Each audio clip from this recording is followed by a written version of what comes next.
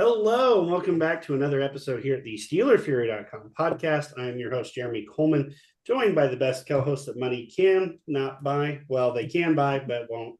Uh, Welcome, Korey Karbowsky. You know him as Korey39, and Masisak. You know him as Bradshaw to Ben.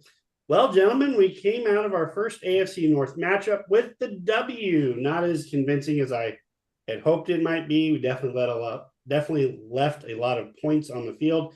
As Tomlin put it, I'm really happy that Chris Boswell will get another award, but I'm really tired of seeing it too. Just a reference to the points that was left out on the field, but lots of good things that did come out of this game. Namely, it was nice to see our young linebacking core really step up and make plays this week. Gotta love Nick Herbig, first game back. Boy, rocket shot out of a cannon. Second play from scrimmage forces the forced fumble on Derrick Henry. Honestly, once that happened, I thought today's going to be a good day.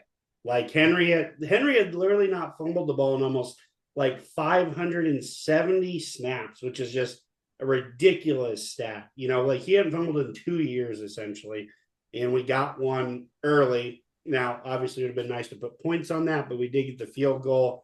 But then just going to Patrick Queen's performance, you know, he played really well, forced a fumble right at the end of the first half to give us an opportunity to kick another field goal to go up 9-7. Peyton Wilson late in the game with kind of a tearaway interception from when he was covering. I think it was Justice Hill he was covering. Correct me if I'm wrong, guys. But just so many like fun little things in this game that happened, you know, and it wasn't a perfect game by any means. The offense moved the ball between the 20s, okay, but boy, once we got to the 20, it was like, okay, no big deal. Chris got it. But well, what kind of stood out to you guys this game? Korey, let's start with you. I was during the game, I sent a message to the group chat that said that's the start of Peyton Wilson's Devin Bush career arc. And Yeah, I was not a fan of that. Not a fan of that. Dude. Yeah. My literal response to that was like, bro. Nope. No. Bro. Like, come on. But then Yeah, it's funny you mentioned that, Korey, because earlier today I was on Twitter and saw the comparison of the two between Devin Bush doing it in his rookie year. I was like, you son of a bitch. Now I can't like yeah. Yeah. Korey, go ahead. All things aside, I'll say to be good this year, and we said it, they needed to hit on the rookie class, and they've got some big hits so far. They hit on Peyton Wilson, at least to what he's done so far. Zach Frazier and Mason McCormick, who we were all very high on, I think. Extremely big hits so far. Those two are maulers on the interior. Yeah, I mean, think of how bad like Kendrick Green was, you know, as like a rookie and a sophomore. Think of how good you've been. So there's those two. But those two, by the way, are outplaying the two veteran guards. Honestly, they're better than Samuel or what Daniels was doing before he got hurt. Sorry, Korey, go ahead. Yeah, I thought McCormick was a first round guard. I thought McCormick was a first round guard, and Frazier was a first round center, and those two are making me look pretty smart, at least in the moment. But I mean, when the rookies are kind of carrying the team for you like this, or not carrying, but you know, providing as big of an impact, that makes you pretty optimistic in the next couple years. And I think that's one of the big takeaways. Like rookies stepping up for the Ravens game, that's supposed to be the big. You're not an NFL player for the Steelers until you play the Ravens or some quote like that. And I think it was encouraging seeing all the young guys, you know, step up. So it's funny you say that. So I was reading something else the other day or whatever. You know, they said the same thing or whatever. You're not a Raven until you play the Steelers. If that was the case, or until you beat the Steelers, it was until you beat the Steelers. If that was the case, 26 of the 53 players on the Ravens roster should not be Ravens because they have never won against the Pittsburgh Steelers. That's how dominant our little run has been here against Lamar Jackson and crew. So the Ravens haven't scored 20 points against the Steelers in like 4 years. Yeah, it's ridiculous. It's nuts. But Will, what else stood out to you about this game? I have to say, because I've disparaged him on the show earlier, but I felt like Patrick Queen had a good game. You know, I'm not one to overvalue sort of downhill linebacker play. But when you play a team with Derrick Henry and some other stuff going on like the Ravens like to do, it's a really important position. It's almost as if they signed Patrick Queen to play the Ravens twice a year. Like it may not have a lot of value against most other teams they play, but against the Ravens, man, he's exactly motivated against them. Of course he was, and made a lot of plays. He looked like the active, impactful linebacker that he's supposed to be most of the time. That hasn't looked like that a lot, but he really played to it this weekend. And I guess I would say I'm really impressed by what the Steelers secondary did. I know that the Ravens are not lighting the world on fire, throwing the ball downfield, but I feel like some of the Ravens, we can get to this in a minute, but some of the Ravens' failures on offense were self-inflicted in terms of what they were, some mystery, what they were trying to do and things they didn't seem willing to do. But I do feel like, especially on the outside of the field, near the sidelines and deep balls, that the Steelers' coverage was really good, and that like those little crossing routes and slant stuff that most teams like to get to whenever they need some quick yardage in the pass game. The Steelers were really covering that well. Joey Porter in particular, I felt did that well. So that's something that has been an issue in the past, probably will again be issues in the future. But against the Ravens, people are all saying they have the Ravens number. I think a lot of it is in the Ravens' head. We can talk about that more if you want. Absolutely. Honestly, I was going to build off that or whatever. And, you've kind of heard it around the sports world. When the Ravens play the Steelers, for some reason, they don't let Lamar Jackson be Lamar Jackson. Like, he needs to go out there and be the best football player on the field, not the best quarterback on the field. And I couldn't agree with him more, because the running around stuff is what used to get Pittsburgh back in the day. We couldn't contain a mobile quarterback at all. Talk about our Achilles heel. And then for a generational type of athlete in football player to come along in Lamar Jackson to have as little success that he's had, that they almost need to go back to some of the Greg Roman playbook where they're doing all this crazy motion with the running and Lamar and all that, because there was a lot of success there. It made Pittsburgh account for running the ball, as to where there were multiple times on Sunday I was like, man, we can sit back and rush 4 and cover 7, because they're not running with Lamar right now. They're asking him to sit in the pocket and make throws, and that's never been his strong suit. I'm not saying he's not good at it, because he's definitely evolved, as he's played the position. But we took away what seemed to be the middle of the field. We forced him to throw out where he's not the best. His best throws seem to be to the middle of the field in short areas. We asked him to play that mid passing game, which he hasn't been great at now. It's been much better this year. Because, let's face it, he's still probably the MVP candidate at the end of week 11 too. But, yeah, let Lamar be Lamar. Yeah. Hey, let me ask you a question. You guys both watched the first game of the year with Kansas City and Baltimore. Yeah. Did this offensive plan of attack look anything like Baltimore that played against Kansas City? Not even remotely, right? So to me, that's the first giveaway that we're in their heads. It reminds me of the Patriots' mystique. What the Patriots' mystique really was teams would just lose their mind, especially in the second half, end of the quarter. See situations where that other team is lurking and they're there, they're coming, and they got to hold them off, and they're going to come through in the end because you've seen it a million times. So when you're on the other side of that, I think you just tend to panic and get outside what you feel comfortable doing. And when Lamar Jackson won't take off, it wasn't like, I would like to give the Steelers credit for containing him, and that's why he didn't run. But that's not what happened. You look at the film, there's times where he literally has man-to-man coverage. Everybody's running away from the line of scrimmage. He's got a big gap to run through that's I think a mile wide to escape the pocket and run green grass he'd still be running. And he just sits there and caps the ball. He's like I know they told you during the week not to take off too much, but you're Lamar Jackson. You got to remember that and not let the fact that you're playing the Steelers. As far as I'm concerned, he can continue to do that against the Steelers, but it's dumb.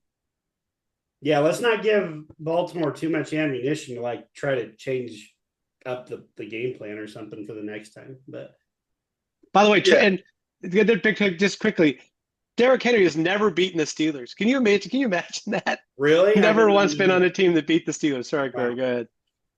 What's crazy is another set. Mark Andrews has never scored a touchdown versus the Steelers. I saw that. I couldn't believe it either.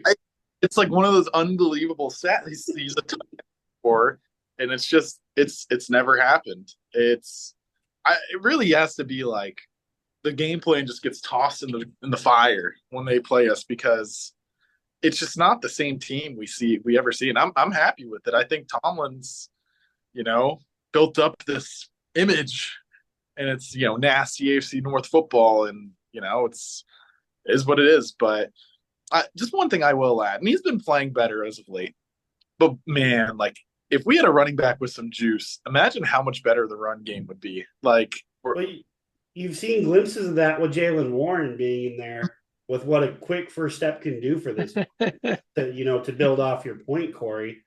If we had a more, a running back with some real juice, we'd probably be breaking off a lot longer runs, and we wouldn't be just, 3 yards in a cloud of dust, almost back to the old Bill Cowher crap there. But hey, I know I've talked a lot. Can I just enter into the subject for just a quick second? I'm going to find out. We're going to find out which of the people who put a lot of, copy and paste a lot of content on the internet, and what other websites, Depot, tend to steal stuff from our ideas sometimes. Because I'm going to float something that I can't believe that no one else has floated yet, that I think actually within a week or two is going to become a talking point in Steelers land. And that is, you saw Justin Fields come in the game, and with a couple of design runs, to get a pick up a fourth down, or maybe in the red zone, there's talk, maybe put him in more in the red zone, et cetera, et cetera. Has anybody not noticed that we have like one wide receiver who's productive in this game, and we have one running back that has any kind of juice whatsoever? Why not, if you want to put the guy on the field, put him on the field to do slash kind of a job. There's no reason for him not to do that. I'm certain that his first step quickness gives you a lot of opportunities in the run game. And then sometimes when you pitch it to him, he could toss it. So he could roll out and toss the ball, whatever. So if you want to play Taysom Hill football, Justin Fields is your guy. And I'm wondering, on a team that has so few offensive weapons, wouldn't you rather have Justin Fields on the field instead of Hayward? Like, or what's his name? Jefferson? Like, come on. They had Ben Skoranek on the field. Like, I can't speak. I'll Skoranek. I actually like what he did this week. Yeah, well, he's a good blocker, and that's what they used. That's what they needed, right? So yep. But I'm just saying, if it's third and goal from the 8-yard line, and Ben Skoranek is on the field, something is wrong.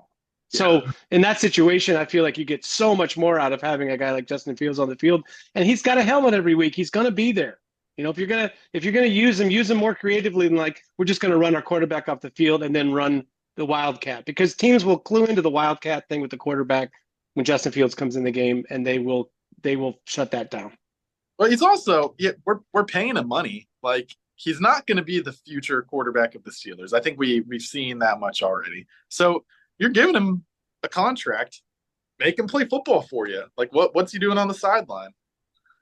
Well, that would require some intuitive thinking. I forgot which team we're dealing with here, but yeah. But shoot, Corey, you said something I was going to build off it, and I'm so sorry, Joe, about the running back with quickness, Jaylen Warren. Imagine if we had someone like that. That's when I jumped in. No. So I remember what it is now. So if there were only 2 times I was visibly upset during this game, I'm gonna just come out and say it. Justin Fields, you got to know where the first down marker is, man. You slid. Honestly, we got a very generous spot. Get a very good spot. He started to slide maybe at least 2.5 yards out. And I was thinking, oh my God, are you for real? Just dive forward, you freaking fullback. Like, good. Because it's like, God, of all the times you're going to slide, we're not even asking you to play traditional quarterback here, man. Lower your shoulder, get the first down. So that was the last one. The first one was when we went for it on 4th and short, and we thought, let's use our slow-ass running back and run into the teeth of the freaking Baltimore Ravens defensive front.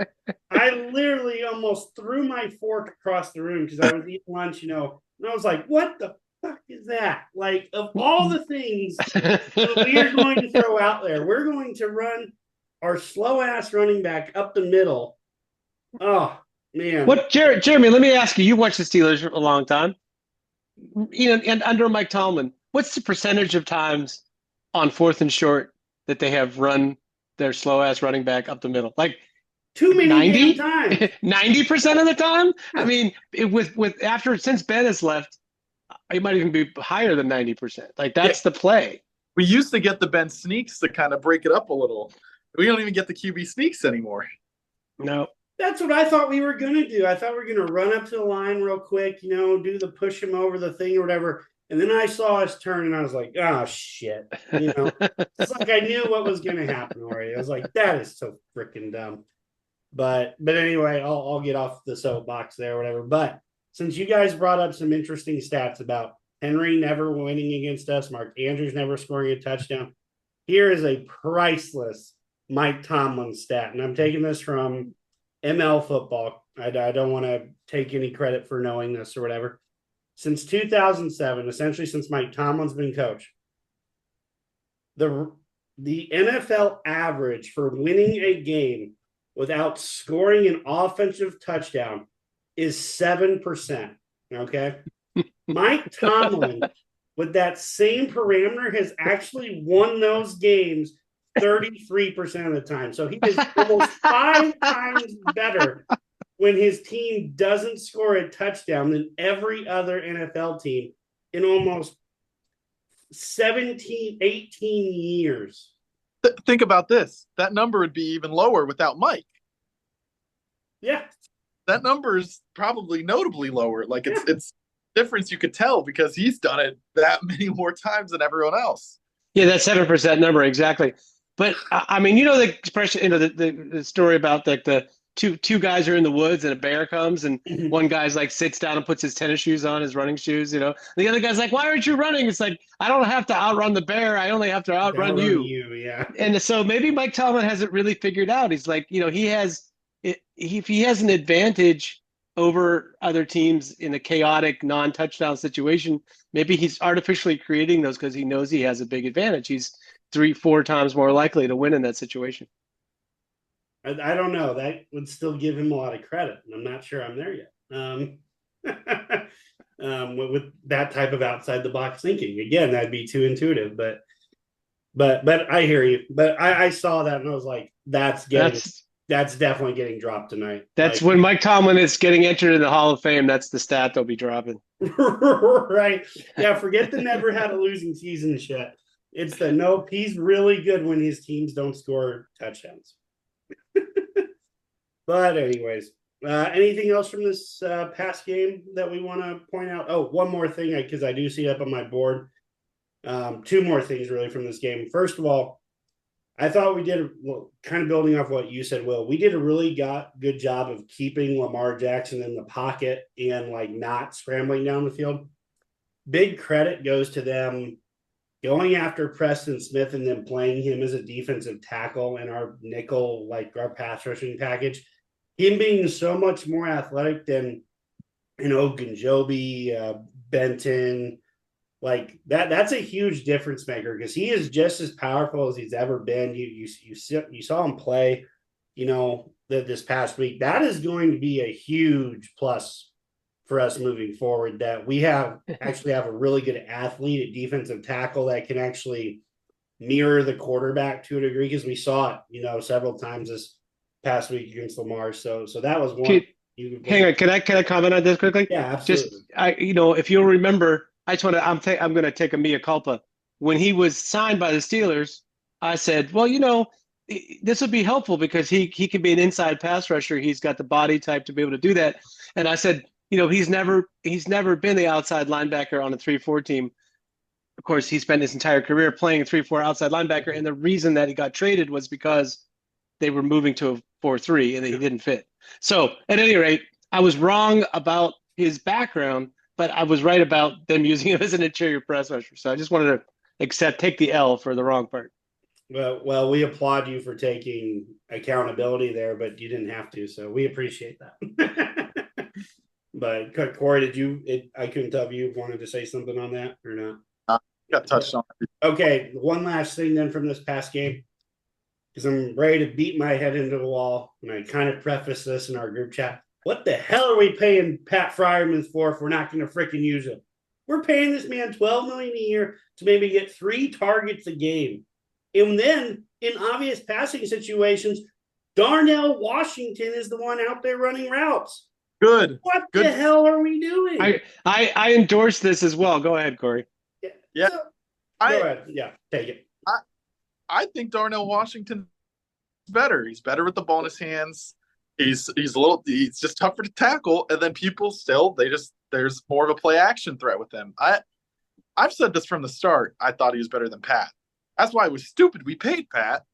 But if this is how we are, the damage is done. So at this point, might as well use the better player. And I want to make this perfectly clear. This is not a comment on Darnell Washington. This is just a comment on what the hell are we doing? Like I don't think he's been. I mean, I think he's gotten the ball when he's been open. They've looked for him. Yeah. I don't think he gets open that much, honestly. And part of that is that Pickens is really the main guy that draws attention. And other than that, the next guy down the list is probably Freiermuth, right? So I imagine that he's getting a little bit more attention than he might get if he played for, say, the Rams or Miami. Well, here, I'll ask a question real quick.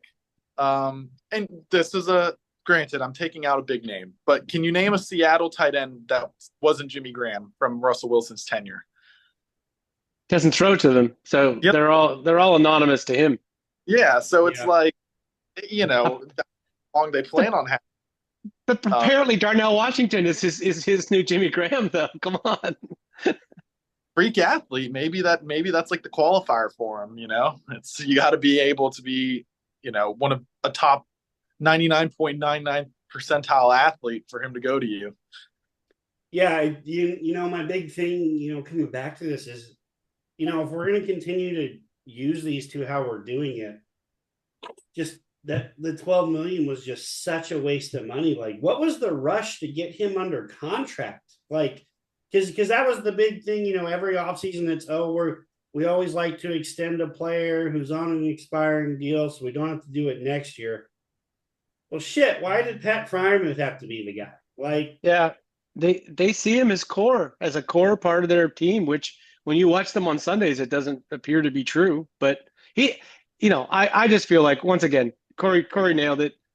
That Darnell Washington is a great blocker. Mm-hmm. Obviously, I mean, he's a tremendous blocker for the position. And the thing is, when he's on the field, he offers a lot more mystery as to like what he could do at any given time. Mm-hmm. And so I feel like when Freiermuth is on the field, you have to use him in a certain way. He's got to play H-back and kind of like, he's not going to be your inline tight end. And he's got to be blocking smaller players. He's not going to down block on linemen or even really effectively block against big linebackers.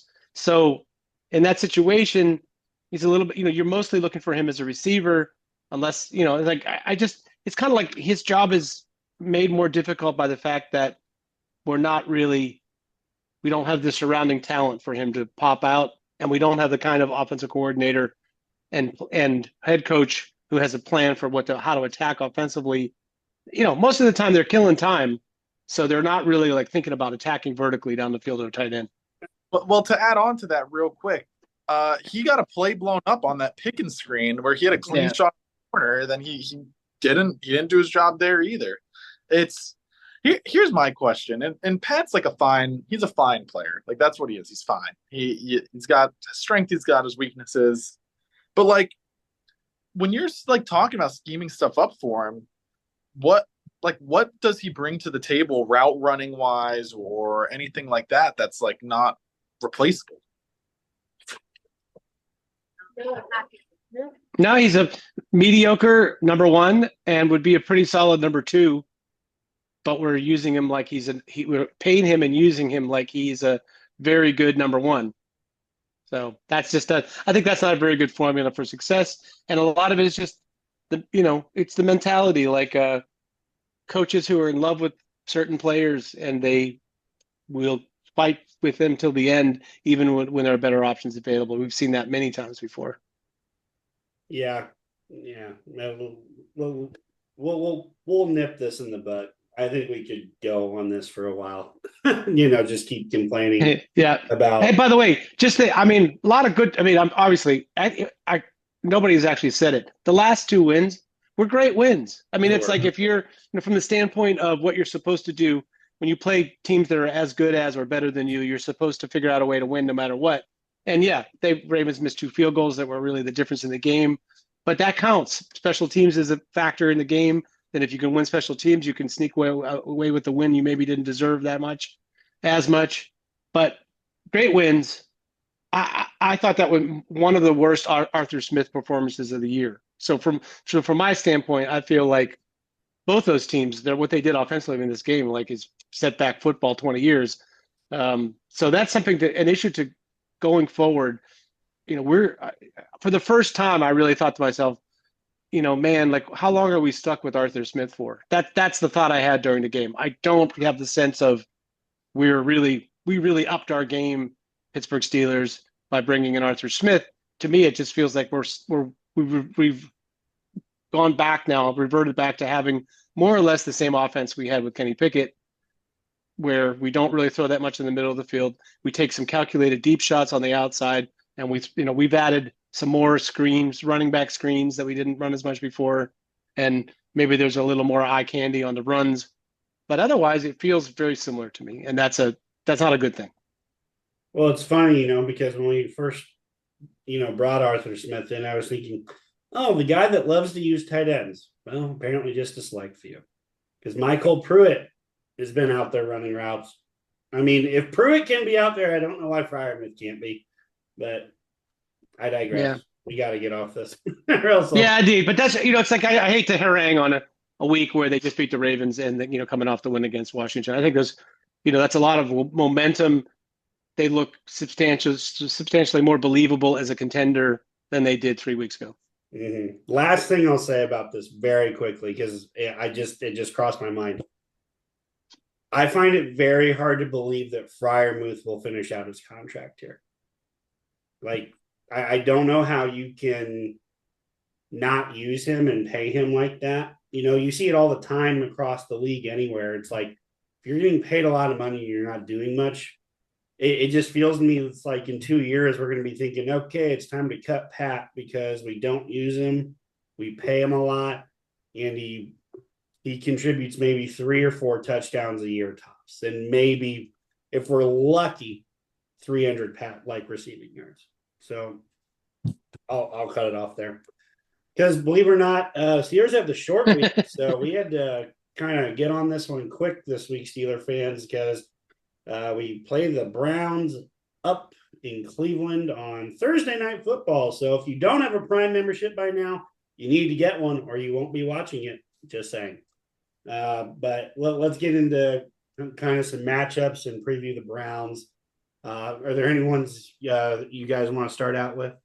By the way, if you live in Pittsburgh, you will be able to watch the game without Amazon. Just don't want to frighten the people who are locals. What? Yeah, they've always put it on they'll put it on the local channel, I believe. Oh, pretty sure. Okay. But anyway, sorry, go ahead.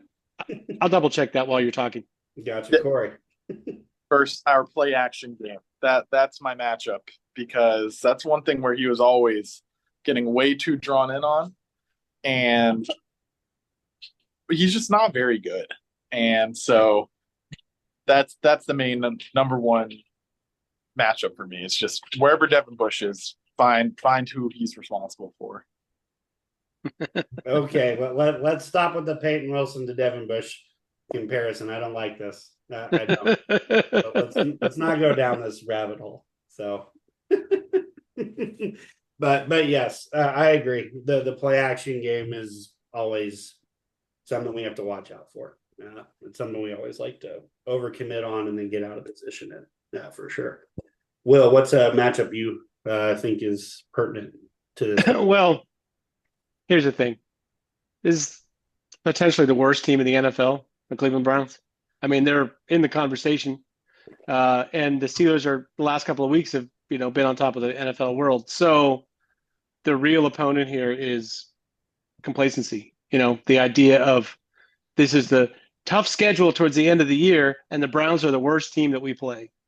So coming off that very physical Ravens win, and I have PTSD when it comes to the Steelers. I readily admit it.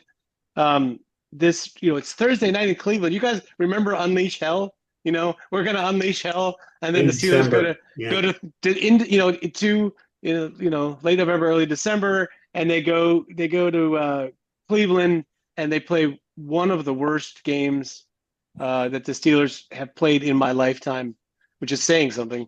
But that it just has like the little scent of that in the air scares me, because the Steelers are grossly superior to what the Browns are doing, and the Browns are like flailing in almost every aspect of the game, from their field goal kicker to their offensive line that looks like it's going through the motions, to their defense that's without JOK.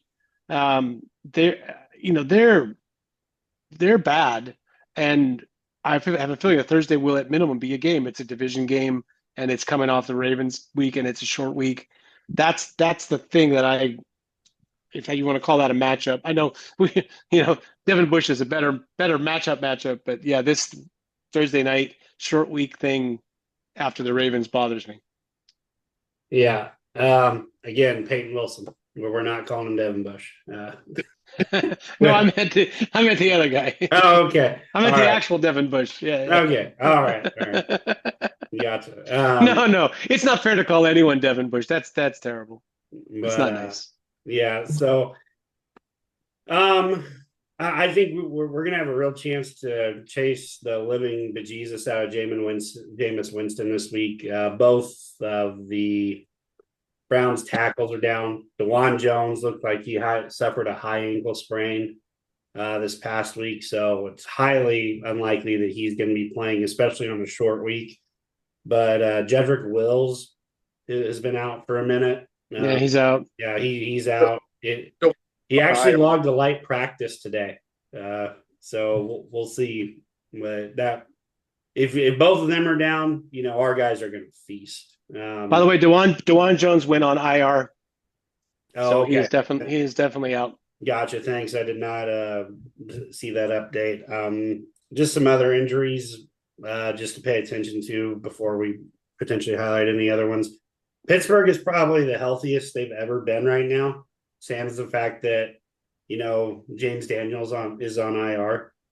Corey Trice has had 2 full practices back from the hamstring injury, so looks like he will be back. Alex Highsmith, sorry, that's the other noticeable one.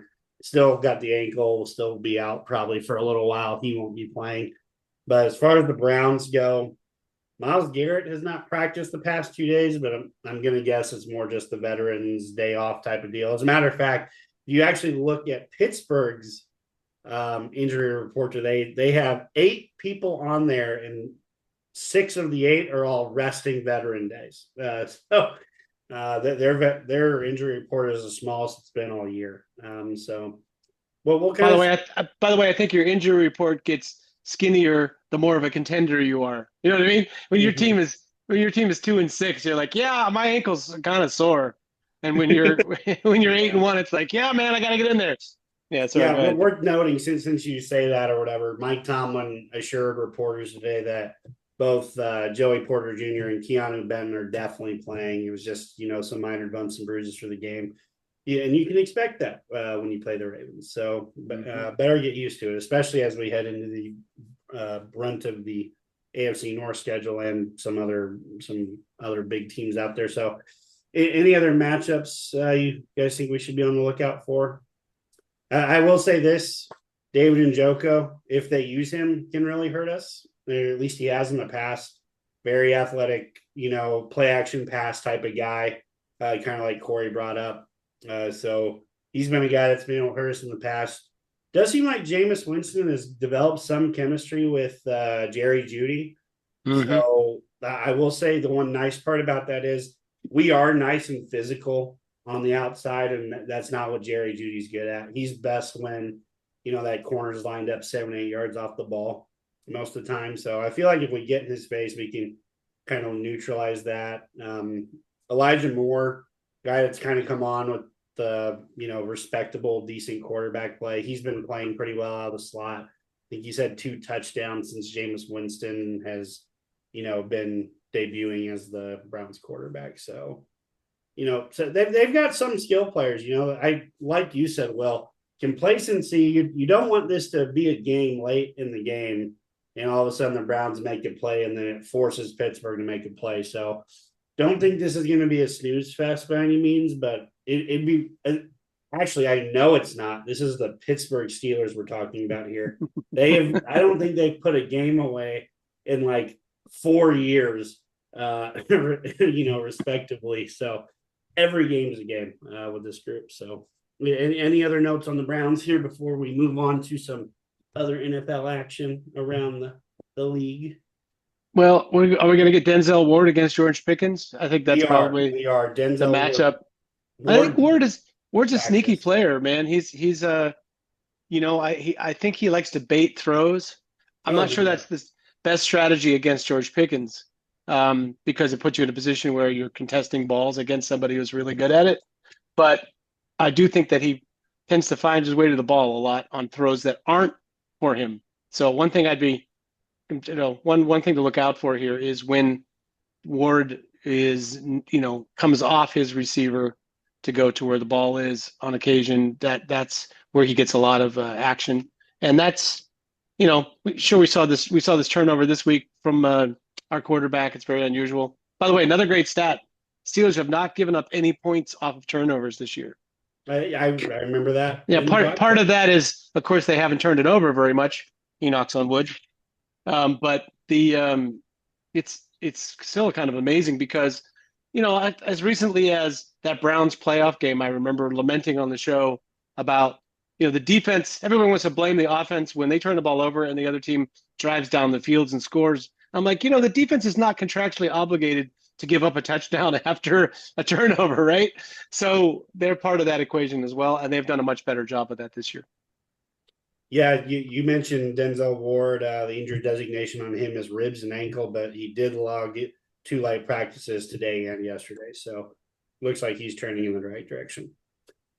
But since we've been talking about the AFC North and we talked a lot about the Ravens already, the Harbaugh Bowl is probably one of the bigger games anticipated this week. The Ravens, after a tough loss in Pittsburgh, have to travel all the way across the country to play the Los Angeles Chargers, who ironically enough get 2 primetime games in a row. But it's the battle of the brothers here. It's the best that they have, or whatever that stupid saying is. Who has it better than us? Yeah, that's what it is. Well, now they get a fight over who they actually gets to say that at the end of the game. The Chargers are at home. They are getting 3. So Baltimore is favored by 3. Will, I'll start with you this week. Well, the Chargers, it's too early to say they've totally turned the corner on their sort of disappointing results with the talent that they've had. But, boy, they held off Cincinnati in that game. I thought Cincinnati was going to catch and pass them easily at the end of that game, but they did not. It's so funny. Is Baltimore definitely better than Cincinnati? Yeah, I think so. But, Joe Burrow was on fire, so I'm not really sure how much more offense they're going to have to withstand from the Bengals. I kind of like my heart says Chargers. My head says the Ravens will probably figure out a way to bounce back. Normally, actually, if you're betting, I'll tell you what, I'll take the Chargers. Teams after playing the Steelers in a really physical game tend to not play well the week after. So maybe just the hangover that the Steelers may experience in Cleveland might extend to the Ravens and the Chargers. Sorry, that was a long way of saying that, but I guess I reluctantly take the Chargers, even though that on paper I feel like the Ravens are a better team. Korey. Yeah, this is a really tough game. This is tough because you get the Baltimore's trying to bounce back. Then they have to go across the country, and they do get their rest. They do get an extra day, but it's still tough. I'm just gonna say team. Let's say Chargers. Like I think the Ravens are better, but I don't know, coming off a tough game. I mean, Herbert's playing pretty good right now too. He's been whipping the ball around. So I'm gonna go Chargers here, but it's about as close as it gets, I think, in trying to pick one. This is tough. Yeah, I'm definitely going to build off that comment. Justin Herbert isn't playing well. He's playing freaking fantastic. Like what Jim Harbaugh has been able to finally do for that offense has been unreal. That they've been able to run the ball decently well. I mean, J.K. Dobbins back playing, kind of the level of ball he was several years ago, or very close to it. They have a pretty talented offensive line. Rashawn Slater, Joe Alt at tackles. I mean, you can't ask for a better tandem out there talent wise to protect Herbert. Their defense has been a revelation. We've always known, like the past 2 years, you could always move the ball on the Chargers because while they had talent, they weren't good as a unit. Boy, that's gone this year. So I really hate to agree with y'all, but coming off of how well the Chargers played, it's hard not to like them.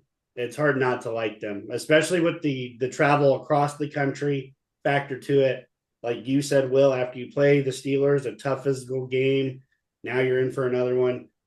Screw it. Let's go Chargers just because I fucking hate the Ravens anyway. So and now we've doomed the Chargers by all three of us picking them. right. So I will say, if there was ever a success for Baltimore, get Will Likely involved more because I do think I think he might have been Denzel Perryman or one of the other linebackers that's been playing pretty good for the Chargers. He left the game with a injury that didn't seem like he'd be back. So never know. Never know. Could be a big week for the tight ends after they absolutely dropped it big time. by the way, it's Isaiah Likely. Will Likely was a different. He was like a fullback or something.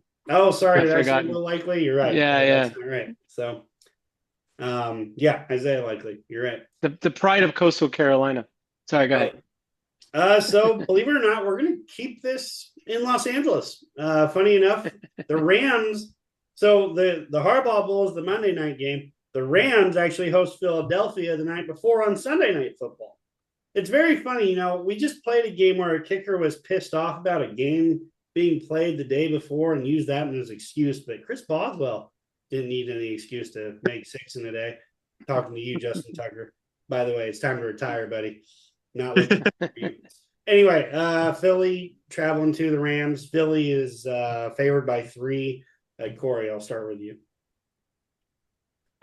I mean, this is like the same thing. It's a strong, physical, big up front team with the 3-point away advantage in SoFi Stadium. I think with this one, I'm going to go Philly. I think the Rams provide big time issues for a lot of teams, having Puka and Cup that are just extremely tough to have guys to guard. And I think the Eagles, I mean, as flawed as they were at cornerback last year, I mean, this is how you fix an issue in the draft. Quinion Mitchell has been one of the best corners in the NFL. And you've got Darius Slay who's playing good football on the other end. And then big play Slay. Cooper DeJean. DeJean has been playing like almost every down as kind of like a nickelback, which is what we kind of saw him as like a safety nickel guy. Like they've got the guys across the board to line up with them. So I think that if you're going to slow down the Rams, it's got to be with a defensive backfield like that. And I think that the Eagles are pretty equipped to do that. So I'm going to go with the Eagles here. I think they actually cover. Not that I dislike the Rams or anything. I just think the Eagles are playing some good football right now. Barkley's looked tremendous. And then I really like what they're doing on defense. All right. Well, this strikes me as a matchup. It's the wrong kind for the Rams. They're actually like the Rams a little bit this year. But this, as you said, a sort of in the trenches game with sort of bigger and better players in the trenches does not favor the Rams. And I feel like Philly's offensive line and defensive line are just better than what the Rams are putting out there, even though their Rams skill players are really great. Well, the Eagles are screwed because I'm going with them too. So, but kind of what you said, honestly, the defense has been so much better this year. Even though Philadelphia has not been that great offensively, Saquon Barkley makes up for a lot of stuff or whatever, just because of how electric and everything he is. But the Rams defense is not that great. That they tend to be opportunistic. They've got some good pieces. Don't get me wrong. I was a big fan of Jared Verse coming out of Florida State this past draft as, a good edge rusher. I like Braden Fisk. They're both playing a lot. Kobe Turner is actually a good player. I actually have him as my defensive player in my one league where I play fantasy. I run because he's very productive from the interior. Byron Young is good. However, the Eagles have top 5 offensive line, top 3 offensive line in the league, and that's without the other Kelsey brother. I'm blanking on this for Jason Kelsey. I mean, they're not as good as they were, but they're still up there. And then this is not a great week for the Rams offensive line either, because while their interior is solid, their tackles struggle big time with like really good pass rushers. So, Will, kind of building off that, I like Philadelphia to win and cover here too. Korey, it looked like you were going to say one more thing on that. Oh, no. Okay. All right. Moving on. We're going to keep it on the West Coast because apparently everything on the AFC wasn't very fun to watch this week. Or, we got the Bills Chief game, last week. So it's like, all right, let's swing all the attention out to the West Coast this week. Arizona is traveling up to rainy Seattle. Arizona is favored by 1. I'll start off here. Seattle's been a lot of fun to watch. However, they are very inconsistent from week to week. I like Arizona here. I think Kyler Murray's been playing pretty good ball. They haven't really involved Marvin Harrison enough of what they should, for supposedly this generational wide receiver. They don't go to him as much as you'd hope, but their offense is very good. Kyler's been playing very good ball, even though Call of Duty dropped recently. So I don't know if his play is, dropped comparatively or not. But either way, I've heard the online play is not very good for this one compared to the others. But I really like what the Cardinals have done this year. They're just a fun team to watch, and I think they're just a little bit more consistent than Seattle at this point in the year, even though Seattle beat the 49ers last week, and I didn't have that on my bingo card. But I like Arizona winning cover. The line's 1, so it's basically win or lose. So, Will, I'll throw it back to you on this. If no one watches an NFL game, does it exist? No, I think it's like, these games are like on the West Coast that don't involve San Francisco or, Kansas City or something, some big opponent visiting, I think tend to get lost in the shuffle. But I think that, Seattle is probably at home. It's sort of hard for me to believe they're an underdog at home. They're one of those teams that tends to outperform at home. And they came off a big win, man. That's a quality win for them. So I'm going to ride the hot hand and take Seattle in this game. All right. Korey. Yeah, I'm kind of partial to the Cardinals in general, but I think Seattle might ride a little bit of momentum. I think, especially coming off, same thing Will said, coming off the win versus the Niners, I think is a big. That's something that you feel good about, back-to-back divisional games. Fun fact, Jackson Smith-Njigba is the leading receiver there as of the moment in front of DK Metcalf. That's something I just found out where, not having a crazy year. He's almost at 700 yards, but I don't think people necessarily expected him to outproduce Metcalf. Yeah, I like the Cardinals a little more. That division it doesn't get closer than that. It's Cardinals at 6-4, then 3, 5, and 5 teams. So, I'm going with Seattle. I think the home team is just kind of who I'll lean with here because I do think Seattle's not far off Arizona, but I think just a little bit of momentum, I think, is what's going to push it for me. Yeah, it should be a fun game either way. When you're only favored by 1, it's pretty much a coin flip. So you got to ride with someone.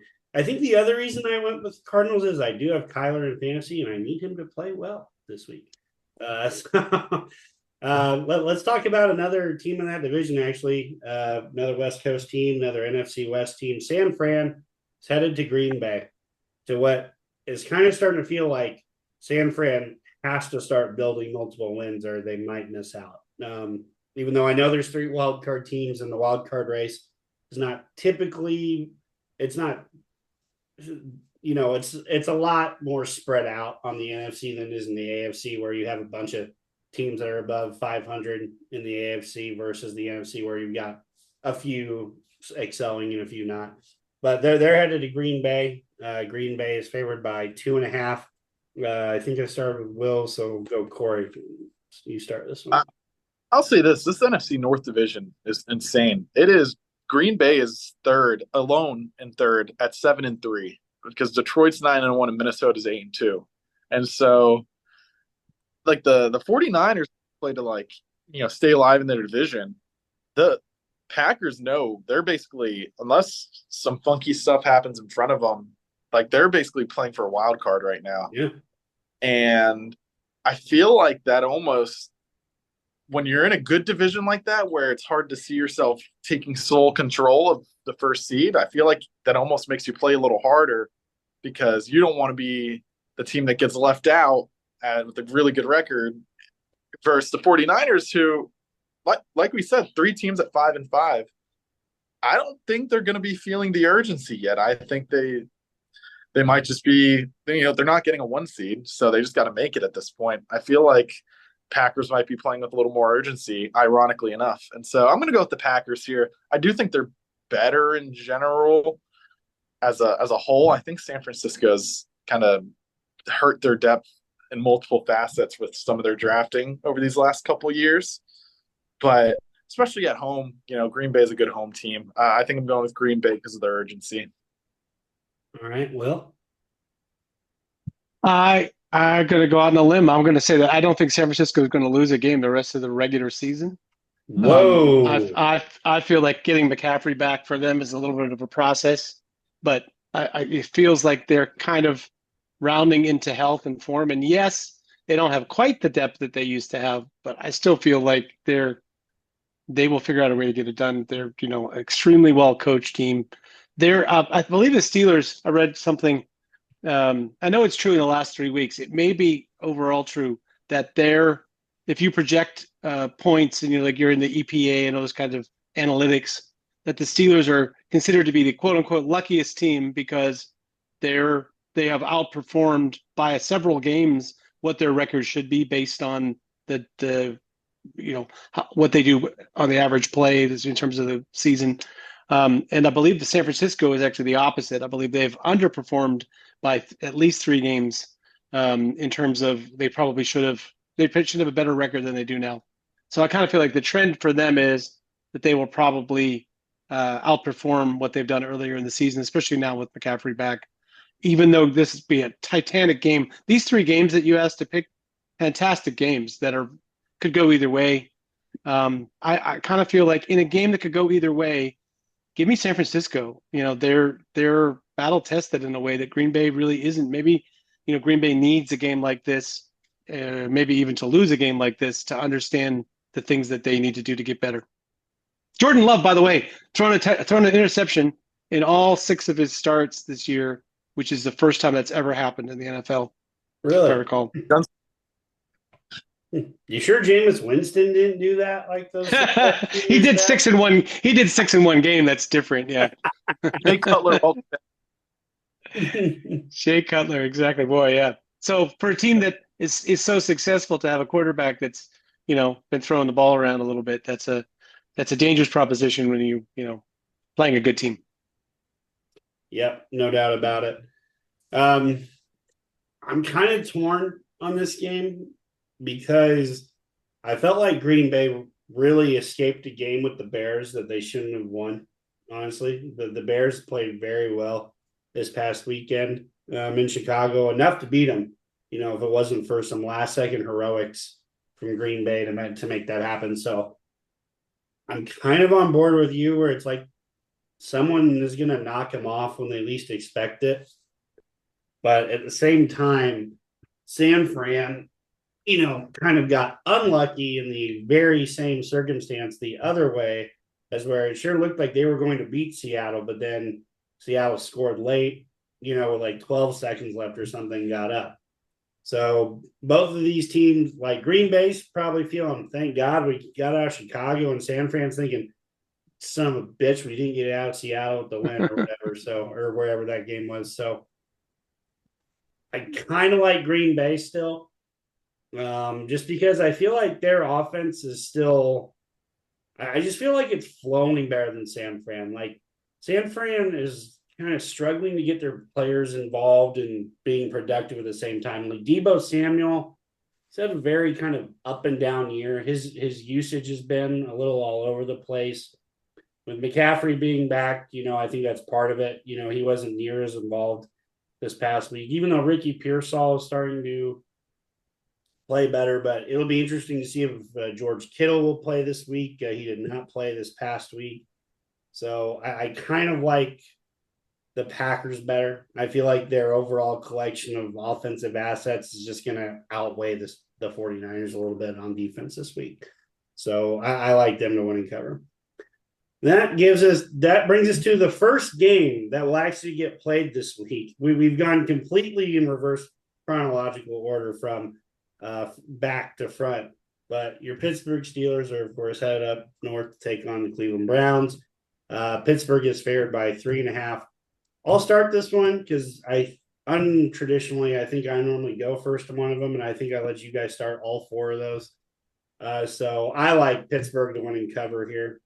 I don't think it'll be that close at the end of the game. Kind of like, I feel like it's going to go very much like how the Raiders game went earlier this year. Like it was close for like 2.5 to 3 quarters, and then all of a sudden Pittsburgh kind of took over at the end and was like, "No, we're the better team. We're going to force you to pass the ball, and that's when we're going to turn you over, do stuff like that." So I like Pittsburgh here. I think we put up 30 this week. I think it's another 30 burger this week against a really struggling Cleveland Browns team. Hell, if the Saints can put up 35, we can put up 35. We won't be perfect, so I'm going to say we go 34-17. But who knows? It's a short week. It's an AFC North matchup. We didn't talk about it, but Nick Chubb is still kind of trying to find his way back from injury as far as the matchups go. But I just feel like at some point they're going to have to try to turn the ball loose, and that's not where Jameis Winston thrives. So I'm going Pittsburgh 34-17. Will, we'll go to you next. By the way, we never mentioned Myles Garrett when we were talking about this game. Oh, yeah. And Dan Eraser. Who's that? I know Dan Moore traditionally has done very well against Myles Garrett, right? So that's probably will hold up, but past performance is not always an indicator of future performance, right? So that would be something to watch out for. I think the line started at Cleveland +4, and if you got +4, I think you're going to be happy because I think this will be a nail biter. It may not seem that close during the game because I think that the Steelers were sort of toy with them a little bit, but I feel like coming on a short week, the Steelers are going to grind this game out and try to get it down to keep the score way down, make it simple, low event football. That's what I expect. So I'll make it 16-13 Steelers in this game. And it might be less close than that if Cleveland's kicker can't figure out a way to make a kick, because all 3 kickers in our division are having the worst seasons of their career, while Chris Boswell has maybe the best season of his. So that's another advantage to have in this game is that, every time their field goal kicker goes out there, they're going to be wondering if he can make it. Yeah. Now let's throw it to our special teams expert himself, Korey. What do you think about this one? I'll say this. I've picked both our last wins as wins. I just cannot shake the feeling that something's brewing for this game. This feels like a classic.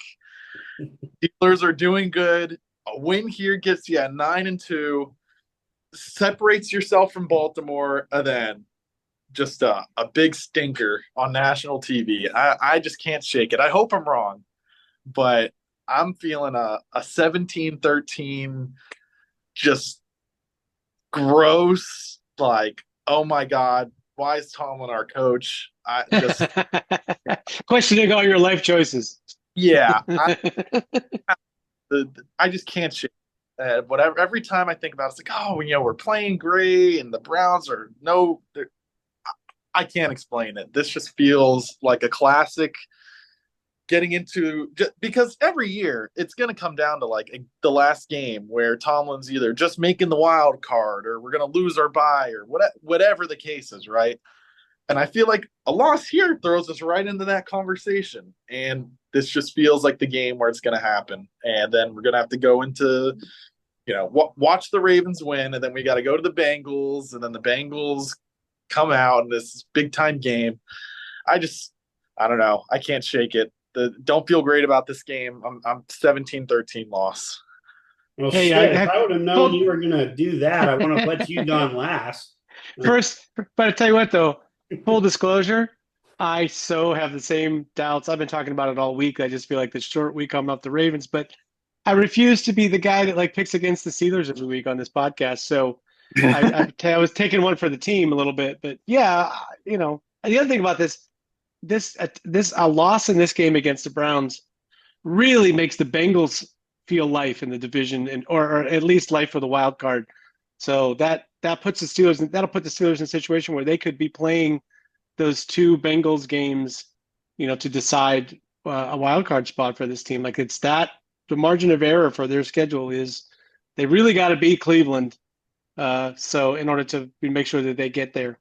So this is a really important game coming on a short week, bad schedule, but it is what it is.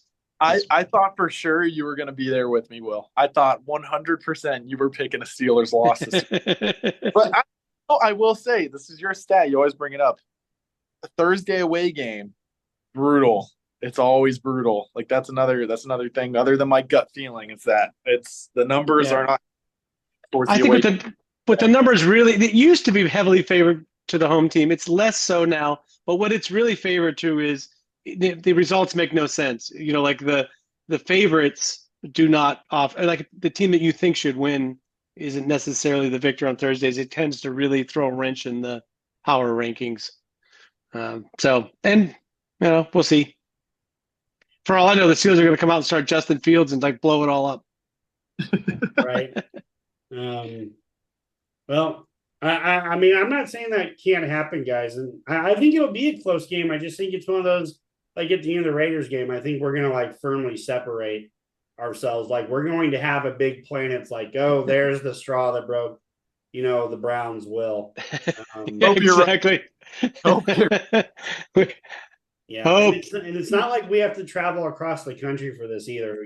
We have to go 2 hours north. It's not like some, big far away trip. Jeremy, did you see the Unleash Hell game? That's all I'm asking. Did you see that game? I did, Will, but that's been so long ago now. Like my memory's a little foggy on it. So we had a peak. We had one of the best offenses we've ever had here, and that game just literally like they did nothing. I think they couldn't move it at all. Exactly. Like so it should be the exact opposite. We don't have that great of an offense, so it should come out and blow the hell up, right? No.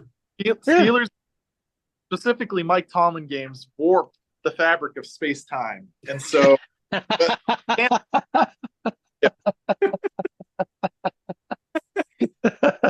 that is such a good point. That is such a good point. Yes, they're closer to that game in 2009 than we would like to believe. It's true. Oh, God, that game was in 2009. Yeah, it was just before the game where Ben threw for 500 and the Mike Wallace touchdown on the last play.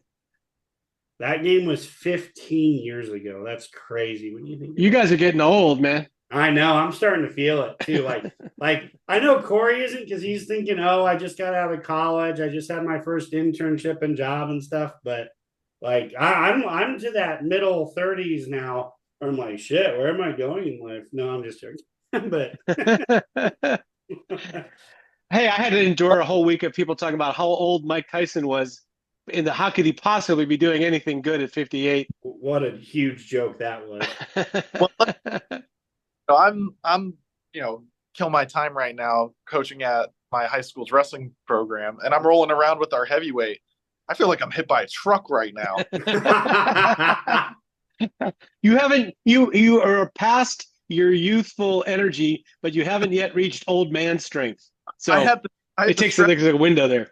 I did 20 minutes today. I spent the whole day sore, and it's going to be the same thing tomorrow. It's like, I don't know. I did it.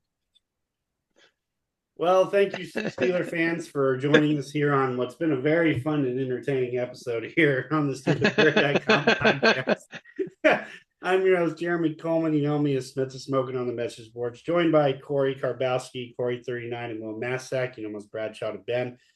One minor programming note I will say, and it's definitely Steelers related, and it's going to be fun because it's the first time ever they're ever doing this. But 2 weeks from tonight, your Pittsburgh Steelers will be making a weekly appearance on HBO Max's in-season Hard Knocks, where they follow the entire AFC North around. So if you felt like you didn't get enough of your Steelers, that's fine. You can pay $10 a month and watch them another time on Tuesday nights, or for at least a quarter of the episode. Who knows what the time. December 5th, man. I'm counting down the days. I think this is the 3rd, most awesome. December 3rd. Oh, sorry. This is the most awesome thing that will have happened in Hard Knocks history for me. So I've been wanting the inside peek. It would have been more fun in a way to have the inside peek if like they were melting down, like kind of like last year. Mm-hmm. But it'll still be fun.